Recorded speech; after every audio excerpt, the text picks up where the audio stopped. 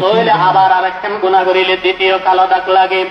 আবার এ নতুন যদি তওবা নগরীর যদি আবার আল্লাহ পাকের নাফরমানির মধ্যে লিপ্ত হয়, আবার একখান কলবের মধ্যে দিলের মধ্যে অন্তরের মধ্যে কালো দাগ লাগে। কালো দাগ লাগিতে লাগিতে মানুষ গুনাহ করিতে করিতে গুনার মধ্যে লিপ্ত তাইতে তাইতে মানুষ এবার অন্তর আর কলবে আনন্দকারে পরিণত হয়ে যায়। এতাল্লাহ আল্লাহর নবী বিশ্ব নবী বয়ান ফরমান, 5 ওয়াক্ত নামাজ যদি আরোহণ উম্মতের নরনারী হলে যদি যত্ন সহকারে ফরজ হয়, 1 নম্বর পুরস্কার লিখি তার অন্তরিয়ান অন্ধকার দূরীভূত করে দিয়ে আল্লাহ পাকের নূরে নূরান্বিত করে দিব। বলেন সুবহানাল্লাহ।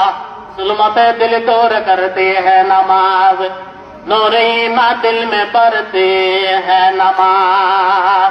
तो ये 1 নম্বর পুরস্কার হল কি নামাজ অন্তর আত্মা ইয়ানরে আল্লাহ পাকে পবিত্র করে দিবে।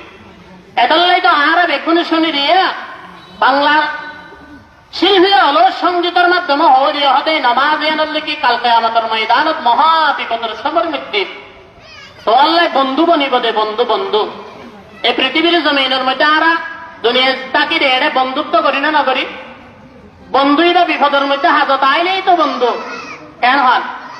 আর যে যা বিপদের মধ্যে হাজত নয় সঙ্গ নদে এবার আসলের মধ্যে নামার বন্ধু হইল প্রকৃতপক্ষে বন্ধু নয়।